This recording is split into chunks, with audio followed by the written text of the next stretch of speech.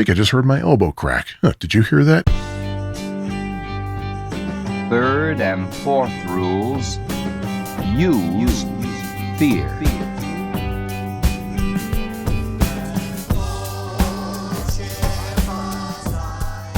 Well, hello there. Sean here. This is episode number 25 of my Weird Record Collection, and I am coming to you from the city of Chicago. My friends, I invite you to join me right here in this odd world of strange, miscellaneous, and otherwise uncategorizable media for your turntable. In this episode, we might learn how to communicate our ideas, but before we do that, as I like to do, I like to revisit previous episodes and make some additions, corrections, whatever else have you. And I don't know what else to say. One important thing is in the last episode, I talked about how I visited Orbit Records on the far west side of Chicago and how I kind of had to control my spending because, well, being the unemployed person I am, I really probably shouldn't have been buying records in the first place. Well, something has changed. I'm now no longer unemployed. I am once again a software engineer. And so far, I'm really liking my new job. The people are great. And, what else can I say? I just can't wait to buy some more records again. In fact, one of the things I said I would do when I finally landed a job, God, it's been 10 months, was to go to a record show. And I think I'm going to do that in January. I'm going to go to the Chicagoland, whatever they call it, Record and CD Expo, whatever they call it.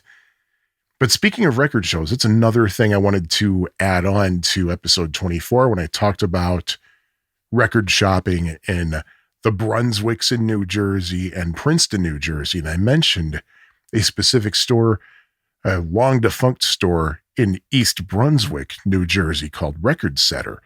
I forgot to mention that store used to host a huge record convention in Edison, New Jersey, right off the Garden State Parkway. I forgot the name of the venue, but it's a huge convention center. Well, at least huge for Edison standards, I guess. But my wife and I went to that 3 or 4 times. We always walked away with a pretty good haul for reasonable prices. And one of the cool things they had was they actually had somebody stationed at a PA. So if there was something specific you were looking for, you could go to that person at the PA and that person would say something like, hey, Judy over here is looking for an original 1971 pressing of Led Zeppelin's 4th album. So if any vendors have a copy, please give us a signal. We'll send her over your way. Something like that. That was a pretty cool thing. Something I wish they had done at Beatle Fest. Also, something I kind of wanted to correct. If you saw the YouTube version of this podcast, you probably know already by now, or if you already are familiar with Princeton University. I wanted to clarify something I said about how they buried the canon at Princeton to basically reduce the obvious paint removal job they would have to do on their canon when Rutgers would come up in the middle of the night and paint the canon red. They buried it so that only probably about 6 to 12 inches of the cannon are actually visible. It's buried in dirt. I said cement. That wasn't really true. It's actually buried in dirt. I know that because apparently at least one time some Rutgers students actually tried to dig it up in the middle of the night. But it's buried in dirt and it's covered with gravel. Like there's a big circle of gravel. It's not really stones. Well, I guess gravel is stones, but it's a big, huge circle of gravel. And in the middle of it, you see the cannon sticking up out of it. So that's what that was all about. Sorry for being a little bit misleading. Totally was not my intention. But getting all that out of the way, let's move on to today's feature, how to communicate your ideas.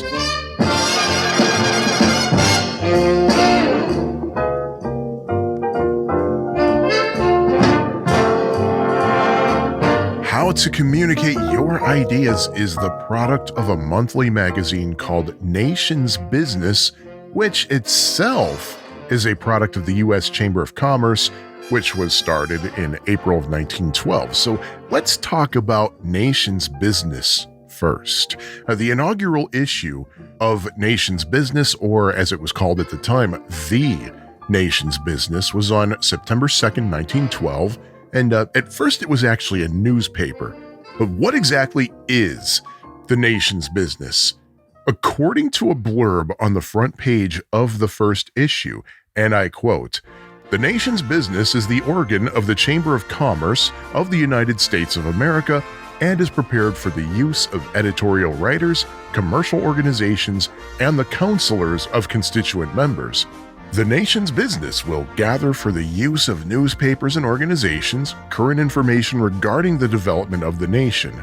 Every reader, therefore, is invited to be a correspondent regarding local, state, or national facts of agriculture, mining, manufacturing, transportation, distribution, finance, education, the professions, the government, and altruism.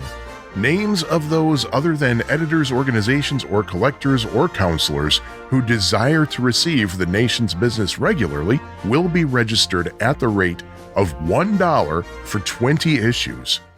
Now, I don't know about September 1912, but I can tell you that in 1913, $1 was equivalent to almost $33 in today's money. But still, that's a really good price for more than a year-and-a-half subscription. The target audience was American business owners, and it featured articles about finance, marketing, regulation, technology, management, and topics along those lines. There was a bit of emphasis on regulation since Nation's Business was a publication of the Chamber of Commerce. The kinds of articles one would find in Nation's Business included communication, sales, productivity tips, case studies of effective management, and interviews with executives and economists.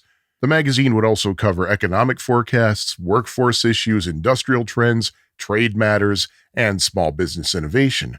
If you were to page through just a random back issue of Nation's Business, you'd find a lot of ads targeted toward business owners for things like, I don't know, maybe time clocks, typewriters, adding machines, investment services, and later on, internet services, among other things. The editorial in the June 1999 edition of Nation's Business announced that it would be the final issue. To take its place would be a radio show, expanded coverage in the newsletter The Business Advocate, and, as you might have guessed, more presence on the internet. But during its 87 years of existence, the editors of the Nation's Business put together several audio recordings available on both 12-inch vinyl and cassette. There was the Executive Seminar and Sound series in 1970, which included such albums as How to Get Your Ideas Across, Make the Most of Your Time, and Mastering the Art of Delegating. And there were 5 other titles as well. Before that series, though, the editors of Nation's Business released How to Communicate Your Ideas in 1967. And because that's this episode's featured record, let's dig into it right now.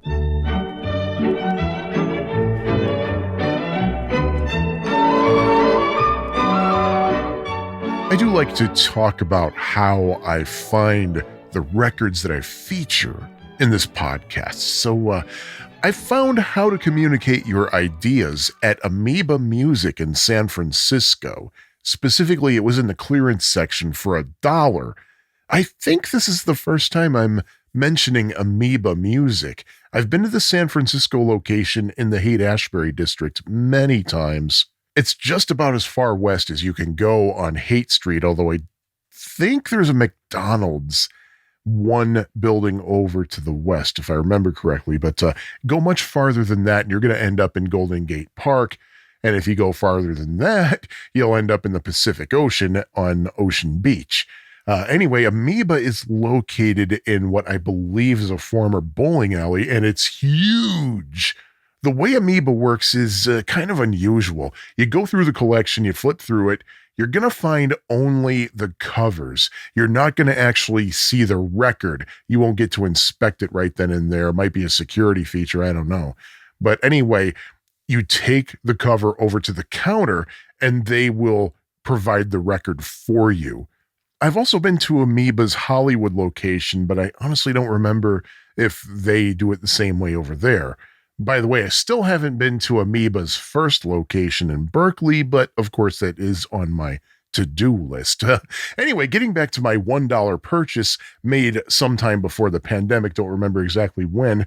How to Communicate Your Ideas is on Nation's Business' own record label, and it says a Nation's Business Execudisc. And in fact, when the uncredited narrator mentions the record, he usually calls it an Execudisc.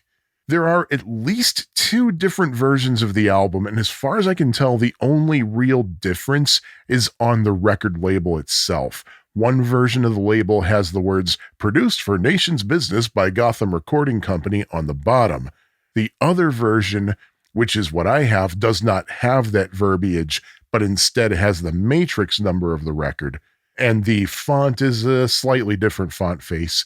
Other than that, it's the same plain record label with the title in the middle, broken up by the spindle hole, track list on the bottom, side indicator on the left, and copyright 1967, and catalog number and speed indicator on the right. And by the way, according to Discogs.com, the copy that I have is a 1969 pressing, but there's no indication whatsoever, really, that it is from 1969. All signs point to 1967. Might have to make that change in Discogs.com.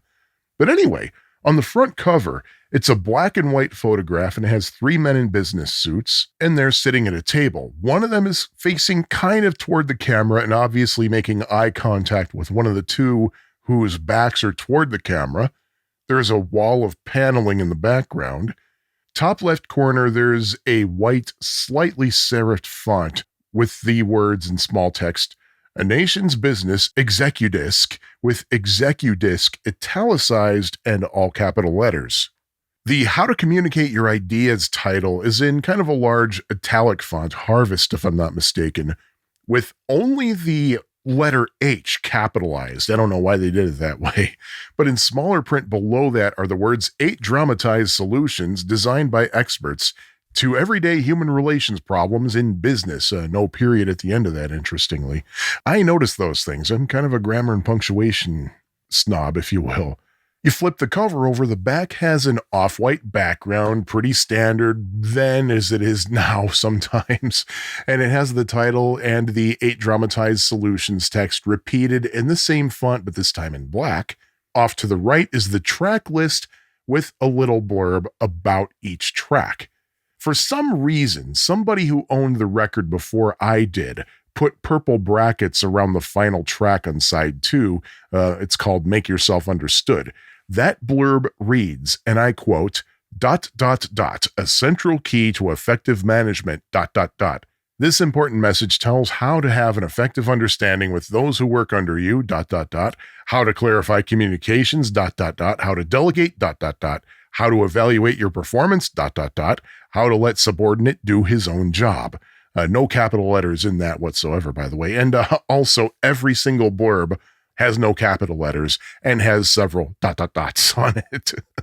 But over to the left, there's a picture of a mocked up letter on a wood grain desktop with a pen on the bottom right corner of the letter. And the heading on the letter reads, Jack Woodridge, editor, Nation's Business, 1615 H Street Northwest, Washington, D.C., 20006. The letter reads, and I quote, "Nothing happens until someone has an idea." Idea is underlined for some reason, but ideas, underlined again, must be communicated to others before action can begin.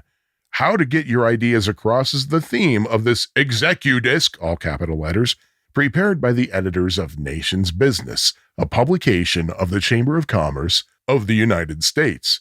The ideas presented in this record originally appeared on the pages of Nation's Business and were selected to help you do a better job and achieve greater success for yourself, your people, and your business. End of quote.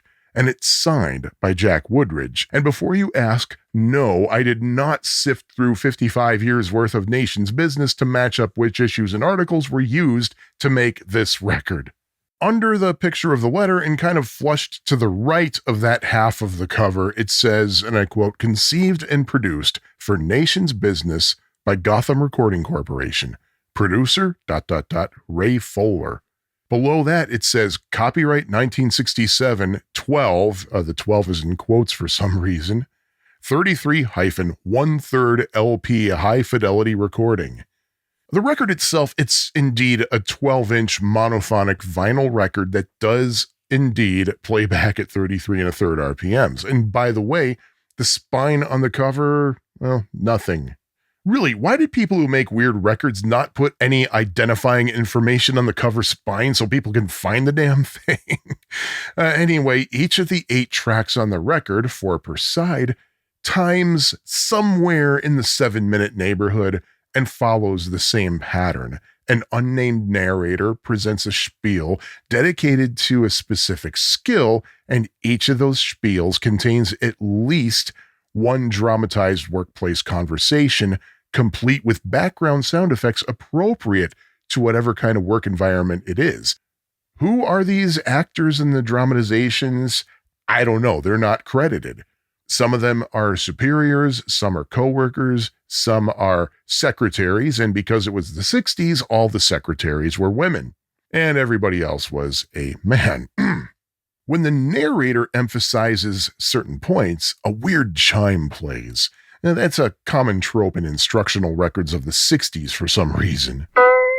Each track ends with this. This has been a Nation's Business presentation. And for some reason, sometimes when somebody is quoted, there is a weird echo effect. If you think any man can't express himself, punch him on the nose. You'll find out soon enough that he can. The tracks, by the way, are as follows. Side 1 contains Now Hear This, You Can Make the Boss Listen, How to Say No When You Have to, and How to Say a Few Words.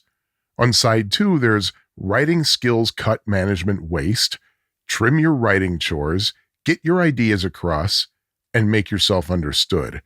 I'll give you a little bit of a rundown on what's on each of these tracks.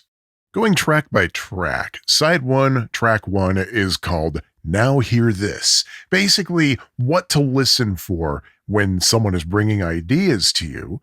And it starts with various percentages of how much of the mind is in use under various circumstances.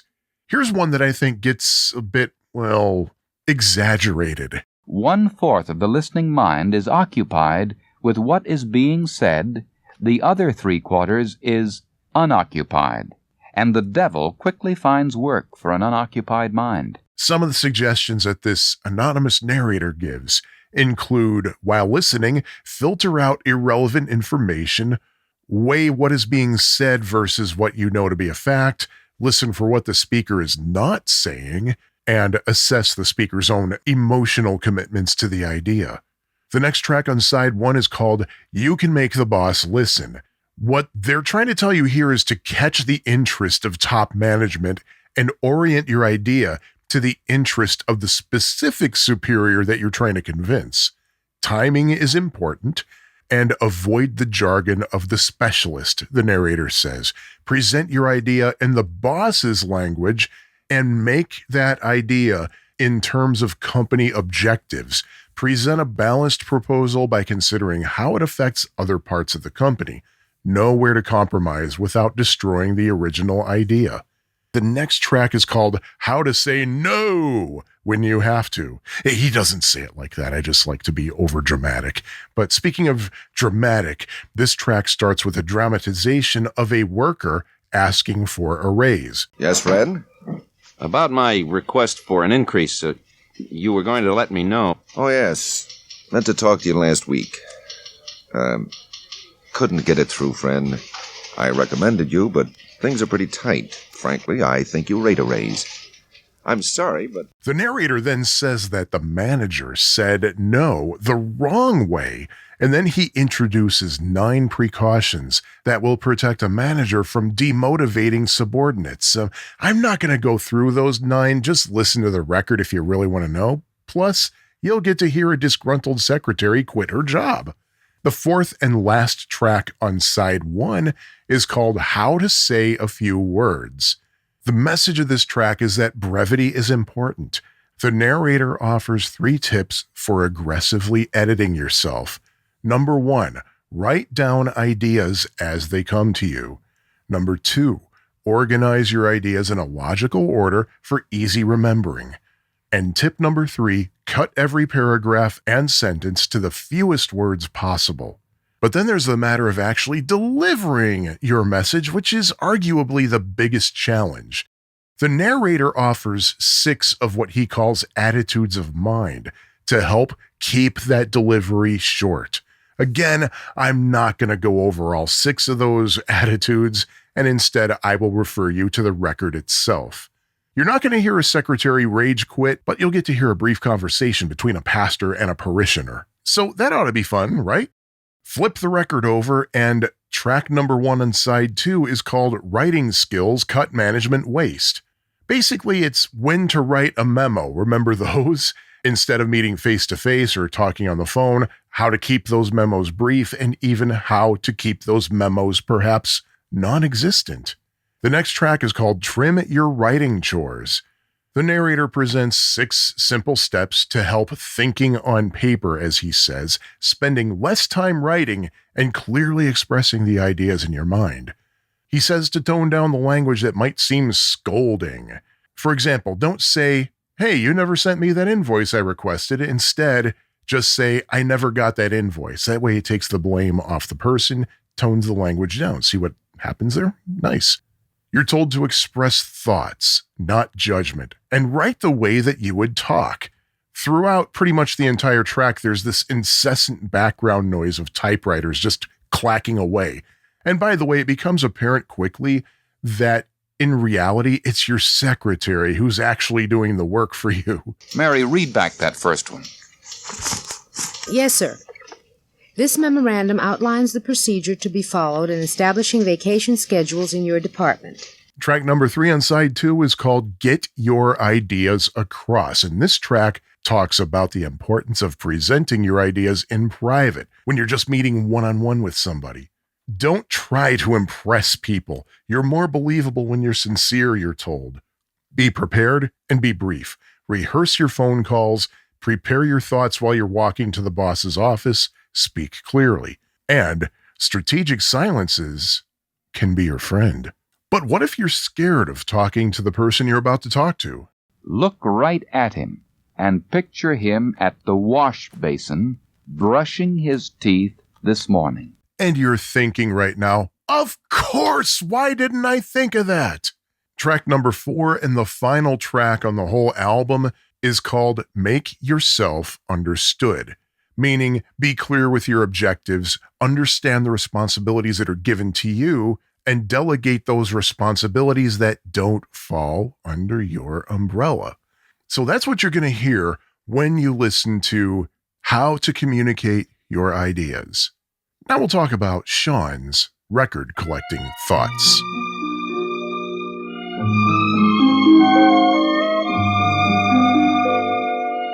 Hey, I'm so sorry for that weird transition, but I do want to talk a little bit about at least my experiences of record collecting in a way. Specifically, I want to talk about what you should be looking for when you buy a record, in person at least. And it was inspired by, well, remember how I said when you shop at Amoeba Music in San Francisco, again, I don't remember if the Hollywood location does this too, but if you go to the one in San Francisco, you go into the racks, you are not going to see the actual vinyl. You're only going to get the cover, and you don't get the record until you bring the cover to the counter. Again, it's probably a security thing. Indeed, theft is a huge problem in the Bay Area. But regardless of whether or not the record is included in the cover in the rack, the number one thing you should look for if you intend to play the record is to inspect the vinyl. Take it out of the cover, hold it only by the outer edges and the label, and don't touch the playing surface. Even if you are of the, well, I'm going to clean this as soon as I get home kind of person, kind of like I am, well, you never know what might be embedded in your fingers. It might damage the surface of the vinyl. So just do whatever you can to avoid touching the playing surface. But look at the vinyl. Of course, the fewer marks you see in the playing surface on the vinyl, the better it's going to sound, the less clickier and cracklier it's going to be. Also, make sure that the vinyl is free of warpage, or at least if it is warped, make sure it's a warp that you can handle or that maybe you can flatten if you have some kind of a record flattening device. A good way to check for a warp is to take the record out, bring it to the counter, place the inner sleeve, if there is one, on the counter, if not, then the outer cover, and then put the record down on top of that. Under ideal circumstances, that record should be completely flat against that surface. If you push down on the label, there shouldn't be any give. Do that to both sides. Flip it over, try again. You might notice that it does kind of push down a little bit and then pop back up. And if you flip it over, it might spin around like a top. That is what we call a bowl warp, so called because it's shaped kind of like a bowl. I'd be a little bit careful about that. I have a couple of brand new factory records that came to me with bowl warps, but they do play back fine, believe it or not.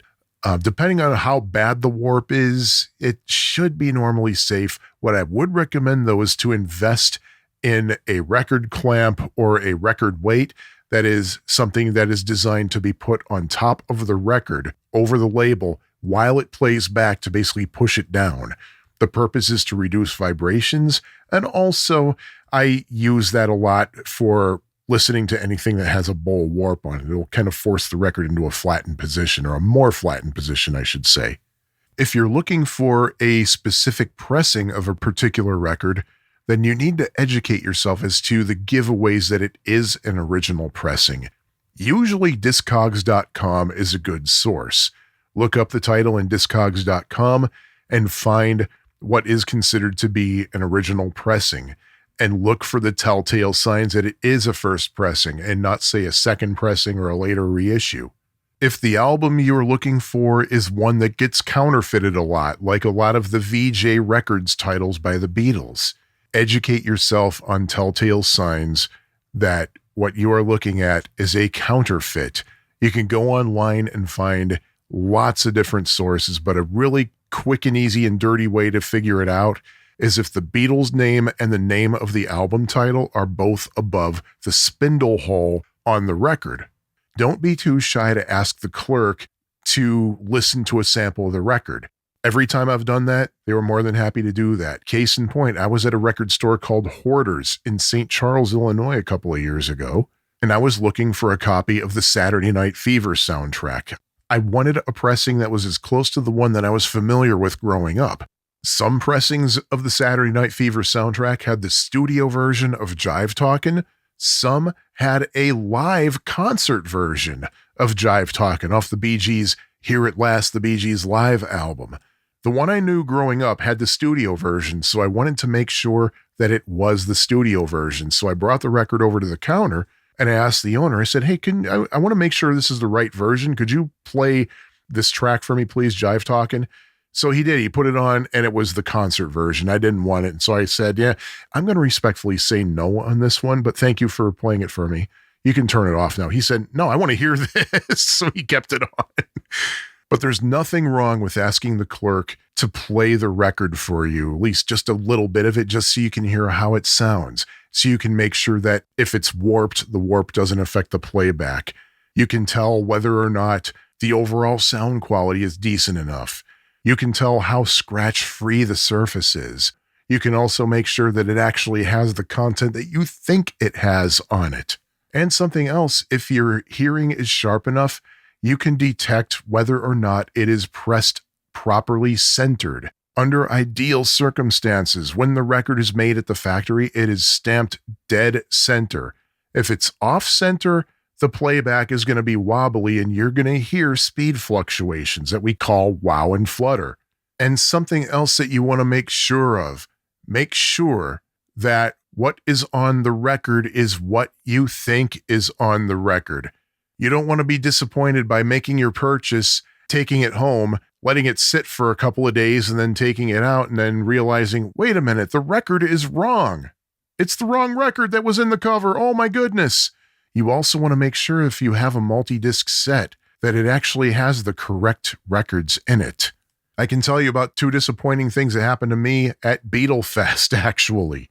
In 1998 at the Chicago area Beatlefest, I saw a bootleg Beatles box set called the Get Back Journals. I had heard about that. I think it's an 11-disc set that contains recordings from the Get Back sessions from January 1969, and it was on colored vinyl. I have mentioned before on this podcast, I am such a sucker for colored vinyl. They wanted, I think, $95 for it. I thought that was a good deal for what it was. So I bought it, and when I got home, after the show was over, I was flipping through the records and saw that there were 2 disc 1s, but no disc 2. I thought, well, it might have been mislabeled. So I played disc 1 and disc 2. No, they were the same. I was so upset with that I had a dud, essentially. I think it was the 1997 Chicago area Beatle Fest. The Beatle Fest official table, actually, was selling copies of one of the anthology volumes on vinyl, 3-record set, for pretty cheap. There was no way I was going to turn that down. It was sealed, never touched, and it stayed that way for about 15 years. And one day I decided finally I was going to open it and play it. Same thing happened. I had 2 disc 1s and no disc 2, so my discs were 1, 1, and 3. Oh, I emailed Mark Lapidus at the fest and I said, hey, 15 years ago, you sold me one of these. I said, I'm not blaming you. I just want to know if you know of a way that I could get a replacement for one of these discs. And he's like, yeah, that's not going to happen. They don't make those anymore. So I put it up on Craigslist with a disclaimer that it has 2 of the same discs. And that's how I learned about a record store that's not too far from me, because the proprietor replied to it and said, I'll take it off your hands. Come by my store and you can get store credit for it. So I took him up on that. So yeah, just check and make sure that the records are correct as well. Obviously, you want to look at the cover as well. Make sure that's in at least good enough condition for you. Look for splits in the cardboard. For some reason, European outer covers are thin and flimsy, but they rarely ever split, at least in my experience.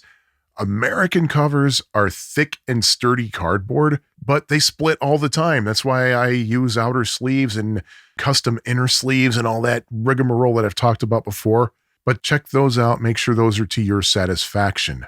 If the outer cover is not to your satisfaction, but you really have your heart set on buying the album and the record itself is in good shape, well, you can always go online and get blank record covers and just put the record in a blank cover and label the cover yourself and maybe just frame the faulty album cover that came with your record. Look for water splotches, look for mold, look for any telltale signs that the record might have been exposed to not a good environment. But one thing I don't want you to be discouraged about, this makes a lot of people cringe. Sometimes it makes me cringe, sometimes it doesn't. It just depends on what mood I'm in that day. But some record stores will put price tags directly on the actual album cover without putting the album cover in a protective sleeve. Yeah, it's very cringy, but there is a way to do that. Don't let yourself be discouraged from buying it. Maybe you want to leave it on, but if you really want to remove the tag from an album cover, a classic hack to get the sticker off with no damage to the cover, cigarette lighter fluid. You can get a small bottle of lighter fluid at your local hardware store. Go to a ventilated area, squirt some of that lighter fluid on a paper towel, and blot the sticker with the lighter fluid. There are videos on YouTube as to how to do that. In fact, I will find one and link it in the show notes at myweirdrecords.fab4it.com, and that'll help the price tag lift. So don't let stickers added to the album cover or even the record label discourage you from buying the record. I realize I've been going on for several minutes about this and it sounds like a lot, but really it doesn't take long to do your inspections. I mean, I'll be honest with you, I rarely take the vinyl to the counter and press it down to check for warps. I can count on one hand the number of times in all my trips to record stores and record shows and other such things in my life that I've asked the worker to play part of the record for me. You just have to be aware of when you should consider doing certain things and when you don't really need to worry about it. Of course, this is all for in-person purchasing. Online purchasing, that's another story.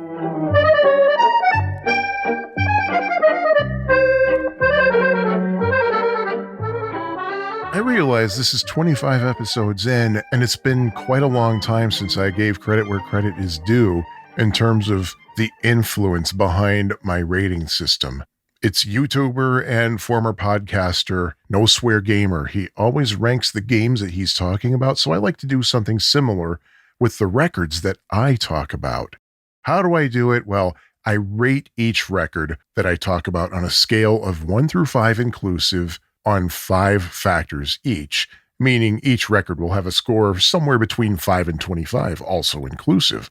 One of the ratings that I give is local interest or usefulness. Depends on really what the record is about. Sometimes I do an average of both, but usually I just pick one or the other. I also rate historical interest. Is the record I'm talking about perhaps an interesting sign of its time? And also I rate on uniqueness, weirdness, of course. This is, after all, my weird record collection. And I rate on enjoyability, because what is the most important thing about owning a record? Whether or not you enjoy it. Local interest or usefulness. There's nothing about how to communicate your ideas that's of local interest, so I'll just rate on usefulness. The album is nearly 60 years old at the time of this recording. It was released in 1967, and as I speak right now, it's the end of 2025. And I gotta tell you, friends, everything discussed on this record is, honestly, extremely useful to this day. Yes, presenting your ideas in 1967 was one thing versus how you might do it now. But seriously, the overall standards are still important. Be brief, keep relevant information out, take responsibility. Oh, and you hear how the narrator talks about writing memos? Well, we call those emails now. I'm sure if Nation's Business still existed and were to, say, redo this record by today's standards, not much would really change in terms of ideas, although most certainly the common, "that could have been an email" statement would be addressed. Honestly, I can't in good faith give the usefulness rating anything lower than a 5. Historical interest. Sure, there's a little bit of historical interest here. First of all, the album itself is representative of a publication that is a thing of the past. Also, I think back to how a former coworker commented to me about how a lot of these bizarre records that I pick up are to the past what YouTube is to the present. It was very common in the 60s for these kinds of instructional courses to be published on records, while nowadays you can go to YouTube for the same thing. And the audio on the record itself is a relic of its time. The executives and most of their subordinates are men, and the secretaries are women.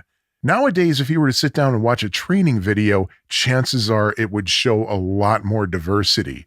I really think if you listen to How to Communicate Your Ideas, you will likely be thinking about 1967 versus 2025, or whatever year it happens to be when you hear this. So, heck with it. Historical interest, I'll give that a 5 as well. Uniqueness. Now, I have to admit I had a bit of a struggle as to how to rate the uniqueness of this record. Now, this kind of record was definitely not unique for its time. It was definitely not unheard of for a periodical to release a tie-in audio recording. In fact, that still happens to this day. If we're going by sheer numbers, it would honestly be hard to call unique. According to Discogs.com, 190 of its users claim to have How to Communicate Your Ideas in their collections. There are 14 copies for sale on that site. I saw 10 copies on eBay and 3 on Etsy, and I don't think any of the copies that I saw had a price tag exceeding $15. And remember, I paid $1 for my copy at Amoeba. Really, this album is only unique by today's standards, so I think I'd have to give it just a 2 for uniqueness. Weirdness. Well, let's see. Again, by today's standards, it's weird. What is not weird is that it's a record of helpful hints. But some of the dramatizations are a bit overdramatic in their delivery. I want to talk today about reducing the incidence of traffic accidents in Dayton. The chimes used to emphasize some of the narrator's points are a bit on the bizarre side, as are the weird outros on all 8 tracks on the record. And I do find it weird that not a single voice on the record is credited, neither the narrator nor the actors. Too much weird to not call it weird, and too much not weird to call it weird, so I'll give the weirdness factor a rating of 3. Enjoyability. Now, in considering my rating for enjoyability, I have to remember that this record was made not for entertainment purposes, but for instructional purposes. Having said that, though, it does seem that Nation's Business did do a lot to at least try to not bore the listener to death. The narrator is clear and inflective. The chimes occasionally break any monotony that might be encountered. The dramatized example also keep things kind of varied. For what the record is, it is a solid listen, so I'll give it 4 out of 5 for enjoyability. Now, recapping and totaling that score, we have 5 each for usefulness and historical interest, 2 for uniqueness, 3 for weirdness, and 4 for enjoyability. If my math is mathing, then that's a total of 19 out of 25. Good grief, there's now a 4-way tie in that 19th spot, along with They're at the Post, Teenagers' Questions About Life, Love, and Sex, and Your Favorites by the Singing Johnson Family. But this is an easy tiebreaker.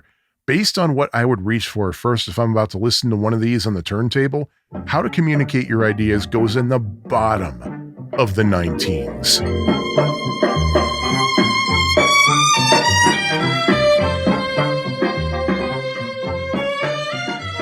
That was everything I was able to tell you about How to Communicate Your Ideas. If history has shown me anything, it's that I will suddenly learn a lot more about this album in the next episode or 2. But how about you? Do you have any thoughts on this record or anything else relevant to this podcast? Well, before I tell you about the next episode, I will tell you where you can send your thoughts on this episode or anything else relevant to this podcast.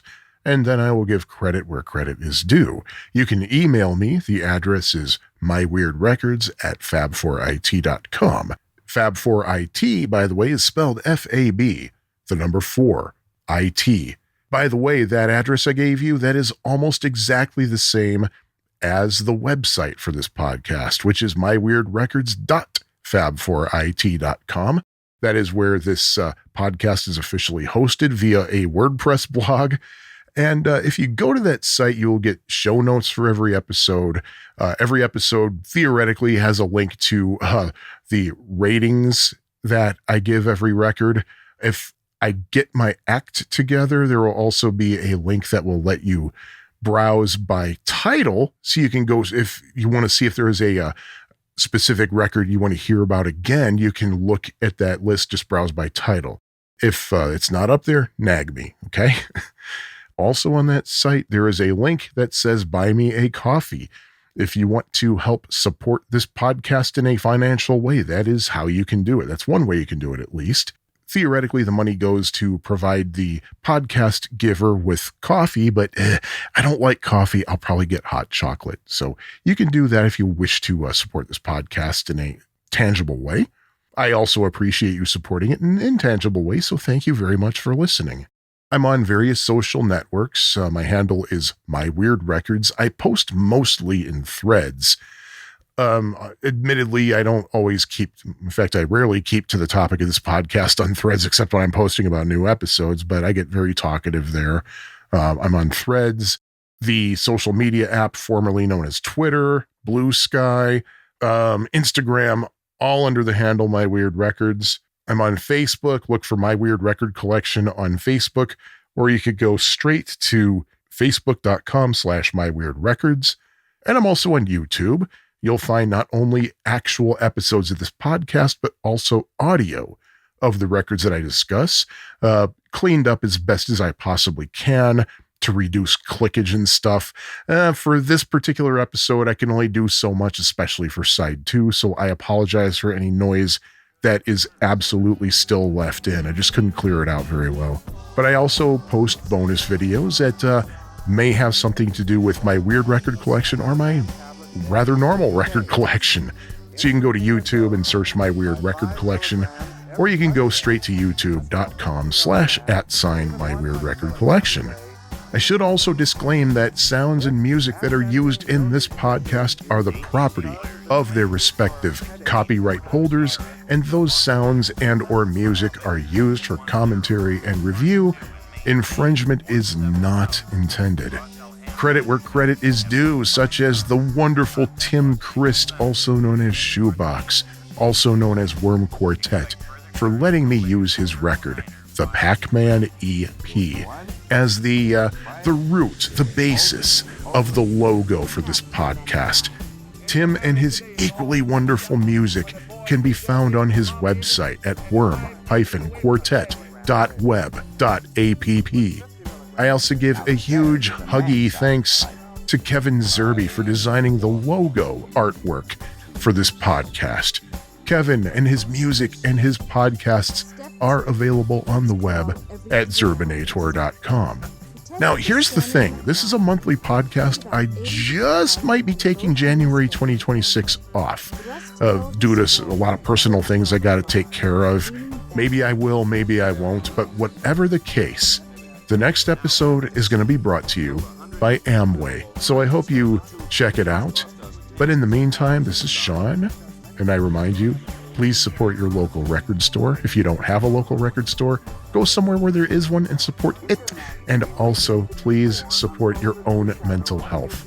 And if I might editorialize about this particular episode's featured record, do what it says and maybe you'll find yourself with a Christmas bonus.